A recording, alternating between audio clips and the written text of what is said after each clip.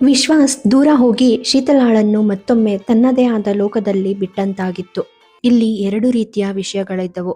ಶೀತಲ್ ಇಷ್ಟಪಟ್ಟರೂ ಸಹ ಆ ಕಹಿ ನೆನಪುಗಳಿಂದ ಹೊರಬರಲು ಅವಳಿಗೆ ಸಾಧ್ಯವಾಗಿರಲಿಲ್ಲ ಮತ್ತು ಯಾರೂ ಅವಳಿಗೆ ಇದರಿಂದ ಹೊರಬರಲು ಸಂಪೂರ್ಣವಾಗಿ ಸಹಾಯ ಮಾಡಲು ಕೂಡ ಸಾಧ್ಯವಾಗಿರಲಿಲ್ಲ.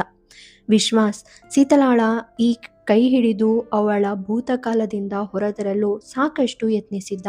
ಆದರೆ ಅವಳನ್ನು ತನ್ನತ್ತ ಸೆಳೆದುಕೊಳ್ಳಲು ಅವನಿಗೆ ಸಾಧ್ಯವಾಗಲೇ ಇಲ್ಲ. ಮುಂದಿನ ಕೆಲವು ದಿನಗಳು ಎಂದಿನಂತೆ ಕಳೆದವು. ಇಂದು ದೀಪಾವಳಿ. ಕ್ಲಿನಿಕಲ್ಲಿ ಕೂಡ ಪೂಜೆ ಇದ್ದ ಕಾರಣ ಶೀತಲ್ ಬೆಳಿಗ್ಗೆ ಕ್ಲಿನಿಕ್ಕಿಗೆ ಹೋದಳು.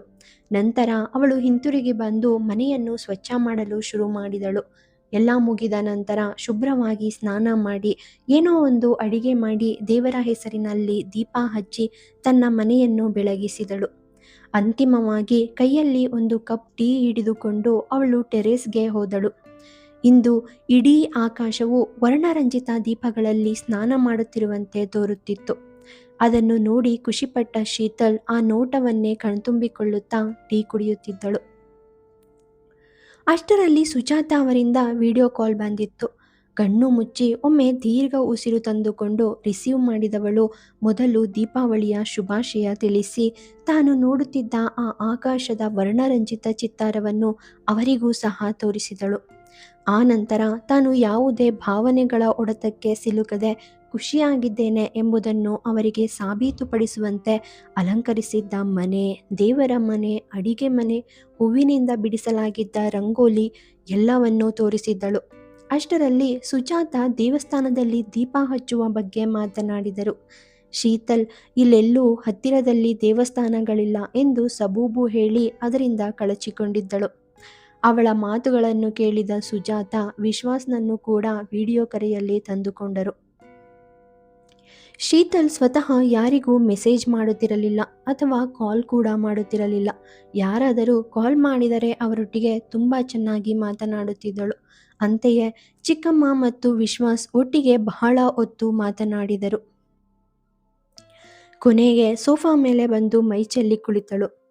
ಬೆಳಗಿನ ಓಡಾಟ, ಅದರ ಜೊತೆಗೆ ಮನೆ ಕೆಲಸ, ಇಂದು ತುಸು ಹೆಚ್ಚೇ ಟಯರ್ಡ್ ಆಗಿದ್ದಳು ಅವಳು. ಗಡಿಯಾರದತ್ತ ನೋಟ ಹೊರಳಿಸಿದಳು. ಅದು 10 ಎಂದು ತೋರುತ್ತಿತ್ತು. ಟಿವಿ ಅದರ ಪಾಡಿಗೆ ಹಾಡಿಕೊಳ್ಳುತ್ತಲೇ ಇತ್ತು. ಟೇಬಲ್ ಮೇಲೆ ಇದ್ದ ಡೈರಿಯನ್ನು ಕೈಗೆ ಎತ್ತಿಕೊಂಡವಳು ತನ್ನದೇ ಆದ ಲೋಕದಲ್ಲಿ ಕಳೆದು ಹೋದಳು. ಕೆಲವು ದಿನಗಳ ನಂತರ ಯಥಾಪ್ರಕಾರ ಶೀತಲ್ ತನ್ನ ಕ್ಲಿನಿಕ್ಗೆ ಹೋಗಲು ಪ್ರಾರಂಭಿಸಿದಳು. ಅದೇ ದಿನಚರಿ ಅನುಸರಿಸುತ್ತಿದ್ದಳು. ಇಂದು ಅವಳು ಕ್ಲಿನಿಕ್ನಿಂದ ಹೊರಡುವಾಗ ಅವಳು ಹೊರಗೆ ವಿಶ್ವಾಸ್ನನ್ನು ನೋಡಿದಳು. ನೀವಿಲ್ಲಿ? ಅಚ್ಚರಿಯಿಂದ ಕೇಳಿದಳು. ವಿಶ್ವಾಸ್ ತನ್ನ ಕೈಯಲ್ಲಿದ್ದ ಪ್ಯಾಕೆಟನ್ನು ಶೀತಲ್ಗೆ ಕೊಡುತ್ತಾ, ನಾನಿದನ್ನ ದೀಪಾವಳಿಯಂದು ನಿನಗಾಗಿ ಖರೀದಿಸಿದ್ದೆ. ಊರಿಗೋಗಿದ್ದ ಕಾರಣ ಆಗ ಕೊಡೋದಕ್ಕಾಗಲಿಲ್ಲ, ಅದಕ್ಕೆ ಈಗ ತಗೊಂಡು ಬಂದೆ ಎಂದು ಹೇಳಿ ನಕ್ಕ. ಶೀತಲ್ ಅದನ್ನು ಕೈಯಲ್ಲಿ ಹಿಡಿದು, ಇದ್ರ ಅಗತ್ಯ ಏನಿತ್ತೀಗ ಎಂದಳು. ವಿಶ್ವಾಸ್, ಸರಿ, ಬಹುಶಃ ಇದು ನಿನಗೆ ಅಗತ್ಯ ಇಲ್ಲದೆ ಇರ್ಬೋದು, ಆದರೆ ಮನೇಲಿ ಎಲ್ಲರೂ ನೀನು ಶೀತಲ್ಗೆ ಏನು ಕೊಟ್ಟೆ ಅಂತ ಕೇಳಿ ಕೇಳಿ ನನ್ನ ಜೀವ ತಿಂದ್ಬಿಟ್ರು ಎಂದನು ಸ್ವಲ್ಪ ಸೀರಿಯಸ್ ಆಗಿ. ಅವನ ಮಾತನ್ನು ಕೇಳಿದ ಶೀತಲ್ ನಕ್ಕಳು. ಅವಳ ನಗುವನ್ನು ನೋಡಿದ ಅವನ ಮುಖ ಕೂಡ ಗೆಲುವಾಯಿತು.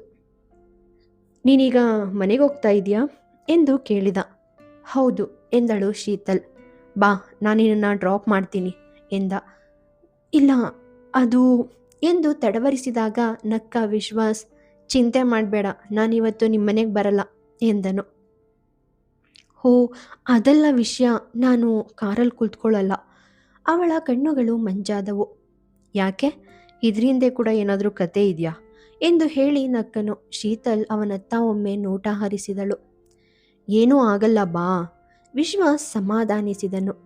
ಶೀತಲ್ ತನ್ನ ಅಸಹಾಯಕತೆಯನ್ನು ವಿವರಿಸುತ್ತಾ, ವಿಶ್ವಾಸ್ ಅದು ಎಂದು ಏನನ್ನೋ ಹೇಳುತ್ತಿರುವಾಗಲೇ ವಿಶ್ವಾಸ್ ಶೀತಲಾಳ ಮಾತನ್ನು ಕೇಳಿಸಿಕೊಳ್ಳದೆ ಅವಳ ಕೈ ಹಿಡಿದು ತನ್ನ ಕಾರಿನ ಕಡೆಗೆ ನಡೆದನು.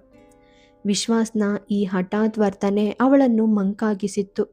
ತನ್ನ ಭಾವನೆಗಳನ್ನು ಹೊರಹಾಕದಂತೆ ತುಂಬ ಜಾಗ್ರತೆ ವಹಿಸಿ ತನ್ನ ಮನವನ್ನು ಸಂಪೂರ್ಣವಾಗಿ ನಿಯಂತ್ರಿಸಿಕೊಂಡಳು. ಕಾರಿನ ಡೋರ್ ಓಪನ್ ಮಾಡಿದ ವಿಶ್ವಾಸ್ ಅವಳನ್ನು ತನ್ನ ಪಕ್ಕದ ಸೀಟಿನಲ್ಲಿ ಕೂರಿಸಿದನು. ಡೋರ್ ಕ್ಲೋಸ್ ಮಾಡಿ ಬಂದು ತನ್ನ ಡ್ರೈವಿಂಗ್ ಸೀಟಿನಲ್ಲಿ ಕುಳಿತನು. ಶೀತಲ್ ಸಿಲೆಯಂತೆ ಕುಳಿತಿರುವುದನ್ನು ನೋಡಿದ ವಿಶ್ವಾಸ್, ನೀನು ಸೀಟ್ ಬೆಲ್ಟ್ ಹಾಕೋ, ನನಗೆ ಕಾನೂನುಗಳನ್ನ ಉಲ್ಲಂಘನೆ ಮಾಡೋದು ಅಷ್ಟಿಷ್ಟ ಆಗಲ್ಲ ಎಂದು ನಕ್ಕನು. ತನ್ನ ತುಟಿಗಳನ್ನು ಹಲ್ಲಿನ ಅಡಿಗೆ ಸಿಲುಕಿಸಿದವಳು ಕಷ್ಟಪಟ್ಟು ಕಣ್ಣೀರನ್ನು ತಡೆದುಕೊಂಡು ಸೀಟ್ ಬೆಲ್ಟನ್ನು ಹಾಕಿಕೊಂಡಳು. ಮರುಕ್ಷಣವೇ ವಿಶ್ವಾಸ್ ತನ್ನ ಕಾರನ್ನು ಸ್ಟಾರ್ಟ್ ಮಾಡಿ ಮುಂದಕ್ಕೆ ಚಲಿಸಿದನು.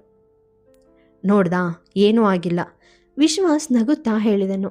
ಕಿಟಕಿಯ ಹೊರಗೆ ನೋಡುತ್ತಾ ಕುಳಿತಿದ್ದ ಶೀತಲಾಳನ್ನು ನೋಡಿ ನಕ್ಕವನು, ಆಂಟಿ ಹೇಳ್ತಾ ಇದ್ರು, ದೀಪಾವಳಿ ದಿನ ನೀನು ಯಾರಿಗೂ ಕಾಲೇ ಮಾಡಿಲ್ವಂತೆ ಎಂದನು. ನನಗೆ ನೆನಪಿಲ್ಲ ಎಂದಳು ಅವನತ್ತ ತಿರುಗದೆಯೇ. ನೆನಪೇ ಇಲ್ದಷ್ಟು ಕಾಲ್ ಮಾಡಬೇಕಾಗಿತ್ತ ನೀನು? ವ್ಯಂಗ್ಯವಾಗಿ ಕೇಳಿದನು. ನಾನು ವಿಂಡೋ ಓಪನ್ ಮಾಡಲಾ ಎಂದಳು ಅವನ ಮಾತನ್ನು ಗಮನಕ್ಕೆ ತಂದುಕೊಳ್ಳದೆ. ಓಕೆ ಎಂದನು ವಿಶ್ವಾಸ್. ತಕ್ಷಣ ವಿಂಡೋವನ್ನು ಸಂಪೂರ್ಣವಾಗಿ ಓಪನ್ ಮಾಡಿದಳು ಶೀತಲ್. ಏನಾಯಿತು ಶೀತಲ್? ಅವಳನ್ನೇ ನೋಡುತ್ತಾ ಕೇಳಿದ. ನನಗೆ ಕಾರಲ್ಲಿ ಸ್ವಲ್ಪ ಉಸಿರುಗಟ್ಟಿದ ಹಾಗಾಗುತ್ತೆ, ತಣ್ಣನೆಯ ಗಾಳಿಯನ್ನು ಆಸ್ವಾದಿಸುತ್ತಾ ಹೇಳಿದಳು. ವಿಶ್ವಾಸ್ ಶೀತಲ್ ಹಣೆಯ ಮೇಲೆ ಮೂಡಿದ್ದ ಬೆವರಿನ ಹನಿಗಳನ್ನು ಗಮನಿಸಿದವನು, ಓಕೆ ಬಿಡು ಎಂದನು. ನಿನ್ಗೆ ಯಾಕೆ ಅರ್ಥ ಆಗ್ತಾ ಇಲ್ಲ? ಕಿಟಕಿಯಿಂದ ಹೊರಗೆ ನೋಡುತ್ತಿದ್ದ ಶೀತಲ್ ತಕ್ಷಣ ಕೇಳಿದಳು. ವಿಶ್ವಾಸ್ ಗೊಂದಲದಿಂದ ಅವಳೆಡೆಗೆ ನೋಡಿದ. ಮನಸ್ಸಿಗೆ ಬಂದ ಮಾತನ್ನು ಬಾಯಿ ತಪ್ಪಿ ಹೊರಗಾಕಿ ಬಿಟ್ಟಿದ್ದಳು. ಅವನು ತನ್ನನ್ನೇ ನೋಡುತ್ತಿದ್ದಾನೆ ಎಂದು ತಿಳಿದು ತನ್ನ ಮಾತಿಗೆ ಸಾರಿ ಕೇಳುತ್ತಾ, ನಾನು ಅದಕ್ಕೆ ಕಾರಲ್ಲಿ ಬರಲ್ಲ ಅಂದಿದ್ದು, ನನಗಿಲ್ಲಿ ಉಸಿರಾಡೋಕ್ಕೆ ಕಷ್ಟ ಆಗ್ತಾ ಇದೆ ಎಂದಳು. ವಿಶ್ವಾಸ್ ಅವಳನ್ನೇ ನೋಡುತ್ತಾ, ಅದಕ್ಕೆ ಯಾಕೆ ಸಾರಿ ಕೇಳ್ತೀಯಾ ಎಂದನು. ಶೀತಲ್ ಹೊರಗೆ ನೋಡುತ್ತಲೇ ಇದ್ದಳು. ಯಾಕಂದರೆ ಅದು ತಪ್ಪು ಅಂತ ನನಗೆ ತಿಳಿದಿದೆ ಎಂದಳು. ಶೀತಲ್ ಬೆವರಿನಿಂದ ತೊಯ್ದು ಹೋಗಿದ್ದನ್ನು ನೋಡಿದ ವಿಶ್ವಾಸ್, ವಿಂಡೋ ಕ್ಲೋಸ್ ಮಾಡು, ನಾನು AC ಆನ್ ಮಾಡ್ತೀನಿ ಎಂದನು. ಶೀತಲ್ ತಕ್ಷಣ, ಬೇಡ, ಇದೇ ಚೆನ್ನಾಗಿದೆ ಎಂದಳು. ಅಂದರೆ ನಿನಗೇನೋ ಪ್ರಾಬ್ಲಮ್ ಆಗ್ತಿದೆ, ಅದು ನೀನು ಹೇಳ್ತಾ ಇರೋದಲ್ಲ, ಅವಳನ್ನೇ ನೋಡುತ್ತಾ ಕೇಳಿದ. ಶೀತಲ್, ಹೌದು, ಹಾಂ, ನಾನು ಇಲ್ಲ ಇಲ್ಲ ಅಂದರೆ ಎಂದು ತಡವರಿಸಿದಳು. ಈಗ ಅವಳು ವಿಶ್ವಾಸ್ಗೆ ಏನು ಹೇಳಲು ಸಾಧ್ಯವಾಗಲಿಲ್ಲ. ಆದರೆ ಶೀತಲ್ಗೆ ಈ ಸಮಯದಲ್ಲಿ ಮೌನವಾಗಿರಲು ಸಹ ಆಗಲಿಲ್ಲ. ನಿಮ್ಮ ದೀಪಾವಳಿ ಹೇಗಿತ್ತು? ವಾತಾವರಣವನ್ನು ತಿಳಿಗೊಳಿಸುವ ಪ್ರಯತ್ನ ಮಾಡಿದಳು. ಇದುವರೆಗೆ ಶೀತಲ್ ವಿಶ್ವಾಸ್ಗೆ ಕೇಳಿದ ಮೊದಲ ಪ್ರಶ್ನೆ ಇದೇ ಆಗಿತ್ತು. ಆದರೆ ಅದಕ್ಕೆ ಕಾರಣ ಬೇರೆ ಏನು. ವಿಶ್ವಾಸ್, ತುಂಬ ಚೆನ್ನಾಗಿತ್ತು, ಎಲ್ಲರೂ ನಿನ್ನನ್ನು ಮಿಸ್ ಮಾಡ್ಕೊಳ್ತಾ ಇದ್ರು, ನೀನು ಯಾರಿಗೂ ಕಾಲ್ ಮಾಡಲಿಲ್ಲ ಅನ್ನೋದು ಸ್ವಲ್ಪ ಅಸಮಾಧಾನ ಎಂದನು. ಶೀತಲ್ ಹಣೆಯ ಮೇಲೆ ಮೂಡಿದ್ದ ಬೆವರನ್ನು ಒರೆಸಿಕೊಳ್ಳುತ್ತಾ, ಹೌದು, ಅದು ನಾನು ಸ್ವಲ್ಪ ಸಾರಿ ಎಂದು ಮತ್ತೆ ತಡವರಿಸಿದಳು. ವಿಶ್ವಾಸ್, ಪರವಾಗಿಲ್ಲ, ನಾನು ದೀಪಾವಳಿ ದಿನ ನೀನು ಇಲ್ಲೇ ಇದೆಯಾ ಅಂತ ಯಾರಿಗೂ ಹೇಳಿರಲಿಲ್ಲ, ಅವ್ರು ಮತ್ತೆ ಸುಮ್ಮನೆ ಇಲ್ಲದ ಪ್ರಶ್ನೆಗಳು ಕೇಳ್ತಾ ಇದ್ರು ಎಂದನು. ಥ್ಯಾಂಕ್ಸ್ ಎಂದಳು. ವಿಶ್ವಾಸ್, ಶೀತಲ್ ಎಂದು ಮೆಲ್ಲಗೆ ಕರೆದನು. ಶೀತಲ್, ಹೇಳಿ ಎಂದಳು. ನೀನು ನರ್ವಸ್ ಆಗಿರೋ ಹಾಗೆ ಕಾಣುತ್ತೆ, ನಿನ್ನ ಕೈಗಳು ತುಂಬ ನಡುಗ್ತಾ ಇವೆ ಎಂದನು. ಶೀತಲ್ ಒಂದು ಕೈಯನ್ನು ತನ್ನ ಇನ್ನೊಂದು ಕೈಯ ಮೇಲೆ ಇಟ್ಟುಕೊಂಡು, ಹೌದು, ನನಗೆ ಕಾರಲ್ಲಿ ಅಷ್ಟು ಸೇಫ್ ಇಲ್ಲ ಅನಿಸುತ್ತೆ ಎಂದಳು. ಓಕೆ, ನಿನ್ನ ಪ್ರಾಬ್ಲಮ್ ಸಾಲ್ವ್ ಆಗಿದೆ ಎಂದು ನಕ್ಕ ಅವನು. ಹೇಗೆ? ಹುಬ್ಬು ಗಂಟಿಕ್ಕಿ ಕೇಳಿದಳು. ವಿಶ್ವಾಸ್ ಕಾರನ್ನು ನಿಲ್ಲಿಸುತ್ತಾ, ಯಾಕಂದರೆ ನಾನು ನಿನ್ನ ಮನೆ ಹತ್ರ ಬಂದ್ವಿ ಎಂದು ನಕ್ಕನು. ಶೀತಲ್ ತಕ್ಷಣ ತನ್ನ ಮನೆಯ ಕಡೆಗೆ ನೋಡುತ್ತಾ ತನ್ನ ಸೀಟ್ ಬೆಲ್ಟನ್ನು ಬಿಚ್ಚಿ, ಥ್ಯಾಂಕ್ಸ್ ಎಂದಳು. ಶೀತಲ್ ಕಾರಿನಿಂದ ಇಳಿಯುವುದನ್ನು ನೋಡಿದ ವಿಶ್ವಾಸ್, ನಾನು ಕೂಡ ನಿಮ್ಮ ಮನೆಗೆ ಬರಲಾ ಎಂದು ಆಸೆಗಣ್ಣುಗಳಿಂದ ಕೇಳಿದ. ಇಲ್ಲ, ನಾನು ಮತ್ತೆ ಅದೇ ತಡವರಿಕೆ ಅವಳದು. ಓಕೆ ಫೈನ್, ನಿನ್ನಿಷ್ಟನೇ ನನ್ನಿಷ್ಟ ಎಂದವನು ಕಾರಿನಲ್ಲಿ ಸುಮ್ಮನೆ ಕುಳಿತ. ಶೀತಲ್ ಗೇಟ್ ಬಾಗಿಲು ತೆಗೆದು ಒಳಗೆ ಹೋದ ತಕ್ಷಣ ಇಷ್ಟೊತ್ತು ಅಲ್ಲೇ ನಿಂತಿದ್ದ ವಿಶ್ವಾಸ್ ತನ್ನ ಕಾರನ್ನು ಮುನ್ನಡೆಸಿದ. ಮರುಕ್ಷಣವೇ ಶೀತಲ್ ಬಾಗಿಲಿನ ಬಳಿ ಕುಸಿದು ಕುಳಿತು ತನ್ನ ಮೊಣಕಾಲುಗಳ ಮೇಲೆ ತಲೆ ಇಟ್ಟು ಅಳಲು ಶುರು ಮಾಡಿದಳು. ಇದು ಅವಳು ಡೈರಿ ಬರೆಯುವ ಸಮಯ. ನಾನು ವಿಶ್ವಾಸ್ ಜೊತೆ ತುಂಬ ನಡೆದುಕೊಳ್ತಾ ಇದ್ದೀನಿ ಎಂದು ನನಗೆ ಅನಿಸೋಕೆ ಶುರುವಾಗಿದೆ. ವಿಶ್ವಾಸ್ ಇನ್ನೂ ಕೂಡ ಉತ್ತಮವಾಗಿ ಹೆಸರು ಗಳಿಸಿ ಉನ್ನತ ಮಟ್ಟಕ್ಕೆ ಏರಬೇಕು ಅಂತ ನಾನು ಆಶಿಸ್ತೀನಿ. ಅದಕ್ಕಾಗಿಯೇ ನಾನು ಇವತ್ತು ಚಿಕ್ಕಮ್ಮನ ಜೊತೆ ಮಾತಾಡಿದೆ. ಚಿಕ್ಕಮ್ಮ ಮೊದಲು ಅಸಮಾಧಾನ ಮಾಡಿಕೊಂಡ್ರು, ಆದರೆ ನಂತರ ಮತ್ತೊಮ್ಮೆ ಸಮಾಜವು ನನ್ನ ಆಸೆಗಳ ನಡುವೆ ಬಂತು. ಚಿಕ್ಕಮ್ಮನ ಬಳಿ ನನಗೆ ಉತ್ತರಿಸೋಕೆ ಸಾಧ್ಯವಾಗದ ತುಂಬ ಪ್ರಶ್ನೆಗಳಿದ್ವು. ಅವ್ರು ಹೇಳಿದ್ರು, ಜೀವನವನ್ನು ಒಬ್ಬಂಟಿಯಾಗಿ ಕಳೆಯೋಕೆ ಸಾಧ್ಯ ಇಲ್ಲ ಅಂತ. ಅದನ್ನು ನಾನು ಸಹ ಒಪ್ತೀನಿ. ಚಿಕ್ಕಮ್ಮ ಇವತ್ತು ಎಲ್ಲದಕ್ಕೂ ನಿಮ್ಮ ಚಿಕ್ಕಪ್ಪ ಅಂತ ಹೇಳ್ತಾರೆ. ಅಕಸ್ಮಾತ್ ನಾಳೆಯಿಂದ ಅವ್ರು ಇಲ್ವಾದರೆ, ಅಕ್ಷಯ್ ಅಥವಾ ಅಕ್ಷಿತ್ ಒಳ್ಳೆಯವರು ಆದರೆ, ನಾಳೆ ಒಂದಿನ ಅವ್ರಿಗೆ ಮದುವೆ ಆಗುತ್ತೆ. ಅವ್ರ ಹೆಂಡತಿ ಅವನಷ್ಟೇ ಇಷ್ಟಪಡ್ತಾರೆ ಅನ್ನೋ ಖಚಿತತೆ ಇಲ್ಲ. ನಂತರ ಇದ್ದಕ್ಕಿದ್ದಂತೆ ಸಮಾಜ. ಆ ಹುಡುಗಿಗೆ ಹೆತ್ತವರಿಲ್ಲ. ಅವಳನ್ನು ಚಿಕ್ಕಪ್ಪ ಮತ್ತು ಚಿಕ್ಕಮ್ಮ ಬೆಳೆಸಿದ್ರು. ಅದಲ್ಲದೆ ಒಂದು ನಿಶ್ಚಿತಾರ್ಥ ಮುರಿದು ಹೋಗಿದೆ. ಹೌದು, ಈ ಸಮಾಜಕ್ಕೆ ಈ ತರಹದ ಮಾತುಗಳಷ್ಟೇ ಗೊತ್ತಿರೋದು ತಾನೇ. ಯಾಕೋ ನನಗೆ ಮತ್ತೊಮ್ಮೆ ಮೌನವಾಗಿ ಇದ್ಬಿಡ್ಬೇಕು ಅನ್ನಿಸ್ತಿದೆ. ನಾಳೆ ವಿಶ್ವಾಸ್ ನನ್ನನ್ನು ಬಿಟ್ಟು ಹೋದರೂ ನನಗೆ ಇದೇ ಅನುಭವವಾಗುತ್ತೆ. ಹಾಗಾದರೆ ಇದು ಕೆಲವು ವಿಷಯಗಳಿಗೆ ಉತ್ತರಿಸಬೇಕಾಗಿಲ್ಲದ ಕಾರಣ ಮೌನವಾಗಿರೋದೇ ಉತ್ತಮ ಅನಿಸುತ್ತೆ. ಡೈರಿ ಕ್ಲೋಸ್ ಆಗಿತ್ತು. ಮರುದಿನ ಬೆಳಿಗ್ಗೆ ಮಳೆ ಜಿನುಗುತ್ತಿತ್ತು. ಕೊಡೆಯೊಂದರ ನೆರವನ್ನು ಪಡೆದ ಶೀತಲ್ ಕೋರ್ಟ್ ಕಡೆ ನಡೆದಳು. ಹೌದು, ಕೋರ್ಟ್. ಇಂದಿನ ದಿನ ವಿಶ್ವಾಸ್ಗೆ ತಾನು ಯಾವುದೋ ರೀತಿಯಲ್ಲಿ ನೋವುಂಟು ಮಾಡಿದೆ ಎನ್ನುವ ಗಿಲ್ಟ್ ಕಾಡುತ್ತಿತ್ತು. ಇದಲ್ಲದೆ ಸುಜಾತ ಅವನಿಗಾಗಿ ಬಾಕ್ಸ್ ಕಳುಹಿಸಿದ್ದರು. ಅದನ್ನು ನಿನ್ನೆ ದಿನವೇ ಕೊಡಬೇಕಾಗಿತ್ತು. ಆದರೆ ಅವಳ ಮನಸ್ಥಿತಿ ಸರಿಯಿಲ್ಲದ ಕಾರಣ ಮರೆತು ಹೋಗಿದ್ದಳು. ಮುಂದೆ ಕಾಣಿಸಿದ ಆಟೋವನ್ನು ಚಪ್ಪಾಳೆ ತಟ್ಟಿ ಕರೆದವಳು ಆಟೋ ಏರಿ ಕೊಡೆಯನ್ನು ಮುಚ್ಚಿ ಇಟ್ಟಳು. ಕೋರ್ಟ್ ಕಡೆಗೆ ಎಂದು ಹೇಳಿ ನೆಂದ ಕೈಗಳನ್ನು ಕರ್ಚೀಫಿನಿಂದ ಒರೆಸಿಕೊಂಡಳು. ಸ್ವಲ್ಪ ಸಮಯದ ನಂತರ ಆಟೋ ರಿಕ್ಷಾ ನ್ಯಾಯಾಲಯದ ಮುಂದೆ ನಿಂತಿತ್ತು. ಶೀತಲ್ ಅವರಿಗೆ ಹಣ ನೀಡಿ ಒಳಗೆ ನಡೆದಳು. ನ್ಯಾಯಾಲಯದಲ್ಲಿ ಜನಸಂದಣಿ ಯಾವಾಗಲೂ ಇರುವ ಹಾಗೆಯೇ ಇತ್ತು. ಆದರೆ ಇಂದು ಶೀತಲ್ ವಿಶ್ವಾಸ್ ಆಫೀಸನ್ನು ತಲುಪಲು ಯಾವಾಗಲೂ ಹೋಗುತ್ತಿದ್ದ ದಾರಿಯಲ್ಲಿ ಏನೋ ಕೆಲಸ ನಡೆಯುತ್ತಿತ್ತು. ಆದ್ದರಿಂದ ಶೀತಲ್ ಲಾಯರ್ಸ್ಗಾಗಿ ನಿರ್ಮಾಣ ಮಾಡಿದ್ದ ವಿಶೇಷ ಬೆಂಚುಗಳ ಹಿಂದೆ ಹೆಜ್ಜೆ ಹಾಕಿದಳು.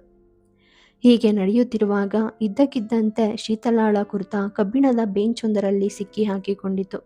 ಶೀತಲ್ ಒಂದು ಕೈಯಲ್ಲಿ ತನ್ನ ಬ್ಯಾಗ್ ಹಿಡಿದುಕೊಂಡು ಇನ್ನೊಂದು ಕೈಯಲ್ಲಿ ಅದನ್ನು ಬಿಡಿಸಿಕೊಳ್ಳಲು ಪ್ರಯತ್ನಿಸಿದಳು. ಹಾಗೆ ಅಕಸ್ಮಾತಾಗಿ ಅವಳ ಕಣ್ಣುಗಳು ಮುಂದೆ ಏನನ್ನೋ ನೋಡಿದವು. ಅವಳಿಗೆ ಒಮ್ಮೆಲೆ ಏನೋ ಅನಿಸಿತು. ಆ ಬೃಹತ್ ನ್ಯಾಯಾಲಯದ ಆವರಣದಲ್ಲಿ ಶೀತಲಾಳ ಕಣ್ಣುಗಳು ದೂರದಲ್ಲಿ ನಿಂತಿದ್ದ ಬಿಳಿ ಶರ್ಟ್ ಧರಿಸಿದ್ದ ವ್ಯಕ್ತಿಯ ಮೇಲೆ ಬಿದ್ದವು. ನೋಡಿದವಳ ಉಸಿರಗತಿ ವೇಗವಾಗಿತ್ತು. ಜೋರಾಗಿ ಬಡಿದುಕೊಳ್ಳುತ್ತಿದ್ದ ಹೃದಯ ಶಬ್ದ ಅವಳಿಗೆ ಕೇಳುವಂತಿತ್ತು. ತಗುಲಿ ಹಾಕಿಕೊಂಡಿದ್ದ ತನ್ನ ಕುರ್ತಾವನ್ನು ಮರೆತವಳು ಆ ವ್ಯಕ್ತಿಯತ್ತಲ್ಲೇ ನೋಡುತ್ತಾ ನಿಂತಳು. ಆ ಶರ್ಟ್ ಧರಿಸಿದ್ದ ವ್ಯಕ್ತಿ ಹಿಂದಿನಿಂದ ಅಶ್ವಿನ್ನಂತೆಯೇ ಕಾಣುತ್ತಿದ್ದನು. ತಕ್ಷಣ ವಾಸ್ತವಕ್ಕೆ ಬಂದವಳು ತನ್ನ ಕುರ್ತಾವನ್ನು ಬಿಡಿಸಿಕೊಂಡು ಅವನನ್ನು ನೋಡುವ ಸಲುವಾಗಿ ವೇಗವಾಗಿ ಹೆಜ್ಜೆ ಹಾಕಿದಳು.